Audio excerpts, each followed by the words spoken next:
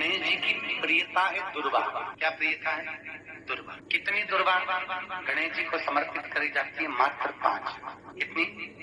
आज के जमाने में लोग गट्ठा बनाकर चढ़ा दें, वो अपनी जगह पर है। 5 दुर्वा पंचम इंद्रियों को वश में करने के लिए और भगवान के 5 जो स्वरूप हैं उनको अपने भीतर उतारने के लिए पंच दुर्वा। और दुर्वा में भी 3 गांठ। जब दुर्वा समर्पित करी जाती है तो उसमें नीचे दुर्वा की डंडी पर गांठ रहती है। 3 छोटी छोटी गांठें होना चाहिए।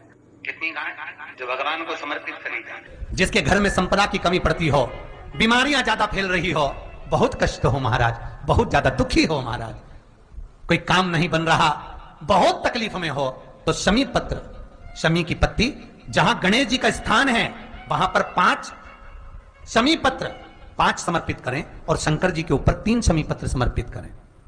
बहुत ध्यान देना, 5 शमी पत्र जहां गणेश जी का स्थान है शिवलिंग में वहां समर्पित करें, 3 शमी पत्र शिवलिंग के ऊपर समर्पित करें।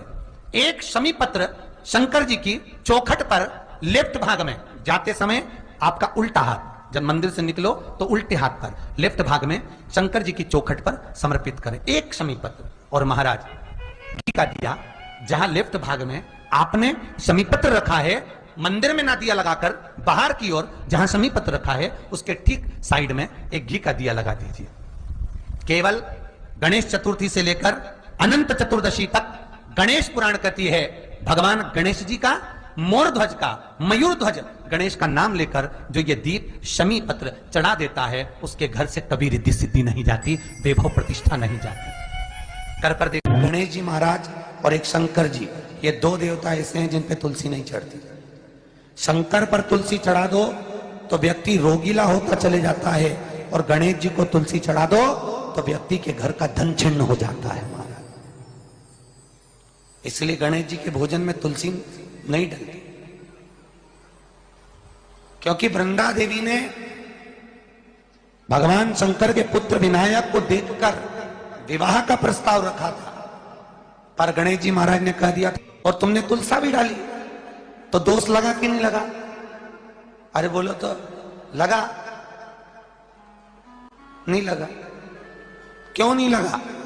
अगर थाली को अंदर से लेकर आए, पुष्टि मार्ग का नियम, जब ठाकुर जी के सामने 56 भोग, कुनवाड़ा, अन्नकूट लग जाता है, लगने के पहले उसको जब लेकर आते हैं रसोई घर से, भोजनशाला से, तो उसमें तुलसी डाल के नहीं लाते। अगर रसोई घर से भोजन में तुलसी डलकर अगर ठाकुर जी के सामने वो थाली रखी तो ये पक्का है वो थाली ठाकुर जी नहीं जीमेंगे, क्योंकि उसमें तुलसी रखी हुई आई है। हाँ, जब ठाकुर जी के सामने थाली रखा गई और तुमने थाली रखने के बाद में मंदिर के सामने बैठ के फिर तुलसी डाली तो ठाकुर जी उसको स्वीकार कर लेते हैं। क्यों? क्योंकि 33 करोड़ देवी देवता एक जगह पर विराजमान हैं। जब हम थाली रखते हैं प्रथम देव उस भाग को ग्रहण कर ले, जब तक तुलसी डालते हैं प्रथम देव अपनी दृष्टि हटा लेते हैं। समय होता है, एक टाइम होता है, एक पल होता है, एक घड़ी होती है कि गणेश जी महाराज हमारे घर में आ गए। गणेश जी की सबसे पहली जो आरती हो, उस आरती के समय पर अगर धूप बत्ती जलाई जाए या गोबरी को जलाकर उसमें गूगल छोड़ी जाए और गूगल छोड़ने के बाद गणेश जी का नाम ध्रुम वर्ण कह दिया जाए तो गणेश जी को तुम्हारे घर की पूजा स्वीकार करना पड़ती है। बस वो समय हम जानते, हम तो बस उतना जानते हैं कि शिव महापुराण में लिखा और मुद्गल पुराण में लिखा, गणेश पुराण में लिखा, गणेश जी का एक नाम होता है ध्रुम वर्ण। क्या नाम है? ध्रुम वर्ण गणेश जी का एक नाम होता है। जब हम धूप जलाकर और धूप लगाने के बाद में गणेश जी की सबसे पहली आरती करने के पहले अगर हम सबसे पहली आरती गणेश जी की कर रहे हो, अपने घर में स्थापना कर रहे हो, बिठा रहे हो, और तुम चाहते हो कि गणेश जी मेरे घर में आके मेरी पूजा को स्वीकार करें और जो मांगू मेरा गणेश मुझे दे 10 दिन के अंदर, तो पहला नाम लेकर पुकार लेना ध्रुम वर्ण विनायक, बैठो, बस काम हो गया। वो फिर ही होकर आता। सुंदर जोड़ी थी शंकर और पार्वती की, सही है कि गलत है? कभी नहीं झगड़ते थे। इसलिए पृथ्वी पर ना तो लक्ष्मी जी के व्रत हैं, ना ब्रह्माणी के व्रत हैं, ना इंद्राणी के व्रत है। अगर पूरी पृथ्वी पर सबसे ज्यादा व्रत किसके हैं? माता पार्वती। तीज का व्रत किसका? पार्वती का। चतुर्थी का व्रत किसका? पार्वती का। चौथ का व्रत किसका? पार्वती का। छठ का व्रत किसका? पार्वती का। जितने व्रत है सब माता पार्वती। गणेश जी मैया को प्रसन्न करने के लिए अष्ट रूप में धारण करते हैं। 8 रूप भगवान गणेश जी ने धारण किए। एक मयूरेश्वर गणेश, दूसरा सिद्धि विनायक, तीसरा बल्लालेश्वर, फिर वरद विनायक, फिर चिंतामणि, फिर गिरजात्मज, फिर भगवान गणेश विघ्नेश्वर अष्ट विनायक, फिर महागणपति। ऐसे गणेश जी के अष्ट नाम हुए। उस समय तिजोरी के अंदर जो गणेश की प्रतिमा रखी जाती है किस नाम से रखी जाती है? तो तिजोरी में हम जो गणेश की प्रतिमा रखते हैं वो वरद विनायक के नाम से रखते हैं। कौन सा गणेश? वरद। वरद विनायक के नाम से तिजोरी में गणेश रखते हैं। और वरद विनायक के नाम से गणेश जी तिजोरी में रखाते हैं। आपको कथा में कहा था घर में सीधी सूंड का गणेश और व्यापार व्यवसाय ऑफिस में उल्टी सूंड का गणेश होना चाहिए। वरद विनायक को तिजोरी में। जब मकान का गृह प्रवेश होता है तो गणेश जी की पूजन जो दरवाजे पर करी जाती है उसे सिद्धि विनायक गणेश कहते हैं। कौन सा गणेश? सिद्धि विनायक। जब हम घर में शुभ कार्य हो, बंदर बाल लगाएं, कोई दरवाजे पर शुभ लाभ लगाएं या स्वस्तिक बनाएं या माताएं दरवाजे पर रंगोली डाले तो उसी समय पर सिद्धि विनायक के नाम से रंगोली डालना चाहिए। तो घर में लक्ष्मी बढ़ती है, सिद्धता बढ़ती है। याद रखिए, कभी भी गणेश जी को, मिट्टी के गणेश जी लाते हो भादो महीने में, तो विसर्जन करो तो विसर्जन के समय पर 2 बिंदी, एक कंकु की एक हल्दी की, दीवार पर जरूर लगा देना चाहिए। क्यों? क्योंकि गणेश जी हमारे यहाँ आते हैं तो रिद्धि सिद्धि के साथ आते हैं, पर जब गणेश जी जाते हैं अगर हम बिंदी नहीं लगाते हैं तो गणेश जी अपनी रिद्धि सिद्धि को साथ में लेकर चले जाते हैं। पति के साथ पत्नी वापिस चली जाती है। जब हम बिंदी लगाते हैं तो उसका मतलब होता है कि हमारे घर की बहू हमारे घर में रहे, बेटा भले भ्रमण के लिए जाए। तो गणेश जी जाते हैं, रिद्धि सिद्धि घर में रह जाती है। इसलिए रिद्धि सिद्धि को घर में रखने के लिए 2 बिंदी लगाना चाहिए, एक कुंकू की एक हल्दी। रिद्धि सिद्धि। गणेश जी की प्रियता है दुर्वा। क्या प्रियता है? दुर्वा।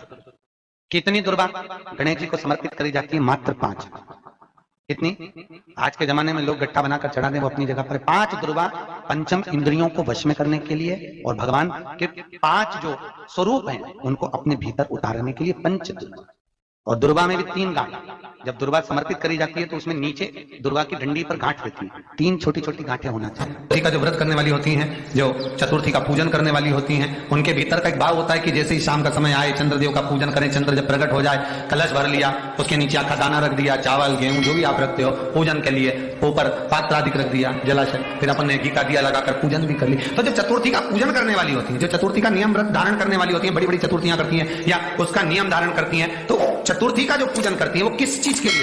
केवल संतान, पुत्र, परिवार, हमारा कुटुंब, हम जिस कुल में हैं, हमारा कुल वैभव की ओर बढ़े, संपदा की ओर बढ़े और उसकी आयु बढ़े, उसकी आयु बढ़े, वैभव बढ़े।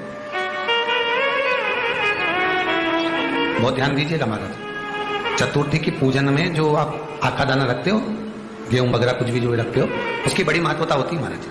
यहां तक कहा गया है, चतुर्थी की कथा तो आप लोग पढ़ते होंगे, जो लोग पढ़ते हैं उनको मालूम होगा। चतुर्थी की कथा में लिखा है,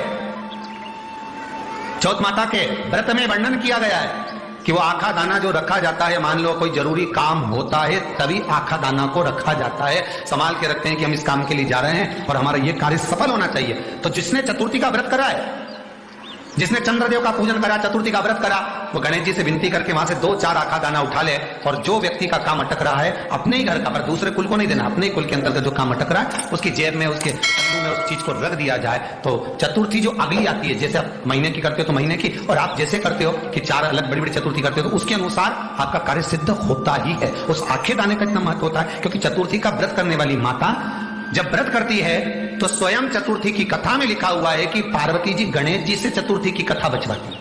चतुर्थी की कथा बाची किसने थी? स्वयं गणेश जी महाराज। और सुनी किसने थी? माता पार्वती। बाचने वाले गणेश जी थे, सुनने वाली माता पार्वती।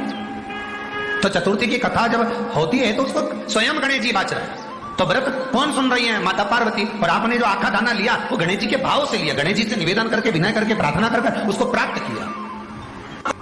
जितने आस्था के नत्र कथा सुन रहे हो, जितने फेसबुक और यूट्यूब पर सुन रहे हो, और जितने इस छत्तीसगढ़ की पावन धरा पर बैठकर सुन रहे हो, बहुत सावधानी से सुनना। एक छोटा सा कपूर का टुकड़ा जब आरती में जलाया जाता है तो ये कपूर क्यों जलाते हैं? इस कपूर का महत्व क्या है? इस कपूर का कारण क्या है? ये कपूर है कौन जिसको हम आरती में जलाते हैं? क्या जरूरत है इस कपूर को आरती में जलाने की? क्या जरूरत है इसको यज्ञशाला में जलाने की? क्या जरूरत है इस कपूर को पूजन में जलाने की? स्वयं गुरु बाबा कहते हैं यदि कोई आरती में पूजन में घर में एक कपूर का टुकड़ा आरती के बाद में जब समर्पित करेगा तो उसको अश्वमेध यज्ञ का पुण्य प्राप्त हो जाएगा। अश्वमेध यज्ञ के पुण्य को पाने के लिए कपूर का टुकड़ा आज भी आरती में जलाया जाए। एक कपूर का टुकड़ा सुख का, इसीलिए हमारे यहाँ शास्त्र कहता है महाराज जब आपको घर में अगर ऐसा लगने लगे कि 15 दिन से बहुत बेचैनी है, बहुत दुख तकलीफ लग रही है, कोई ना कोई बीमार पड़ रहा है, कुछ ना कुछ तकलीफें लग रही है, तो एक पीपल का पत्ता ले लो, उसके ऊपर कपूर का टुकड़ा ले लो, सारे घर में घुमाकर उसको दरवाजे के बीच मध्य में जलाकर रख दीजिए। थोड़ी सी जला 20 से 25 मिनट के अंदर मकान में एनर्जी वापस आ जाएगी, उस भवन में एनर्जी वापस प्राप्त हो जाएगी। 20 से 25 मिनट के अंदर एनर्जी वापस लग रहा है कि यहाँ नेगेटिव है तो उसको पॉजिटिव बनाया जा सकता है। रात को 12 बजे शंकर जी के मंदिर में शिवलिंग पर चढ़ी हुई बेलपत्री को उठाकर शंकर मंदिर का शिखर देखकर चबा चबा कर खा लीजिए।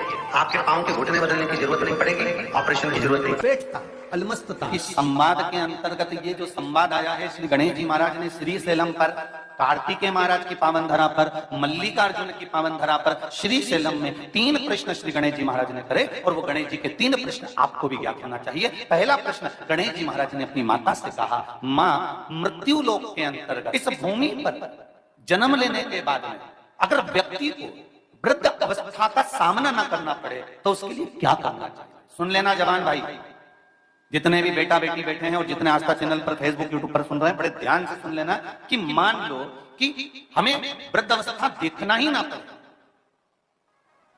उसके लिए क्या करना पड़े? तो कहा उसका एक ही साधन है, राम राम रटते रहो जब तक घट में प्राण, कब हो तो दीन दयाल के भनक पड़े। महाराज एक कर्म करते रहो, तुम्हारा कर्म जरूर करो, काम करते करते करते करते करते करते भी भगवत स्मरण करते। धर्म और कर्म इन दोनों में अंतर क्या है? बोलो जल्दी जल्दी बोलिए, धर्म और कर्म में अंतर क्या है? धर्म अष्टविनायक में एक विनायक, सबसे प्रबल विनायक, अष्टविनायक में सबसे प्रबल, जहां के वृक्ष भी मोर का रूप लेकर आवाज लगाते हैं शिव जी को, जहां की नदी सिंधुरासुर असुर के कारण करहा रही है,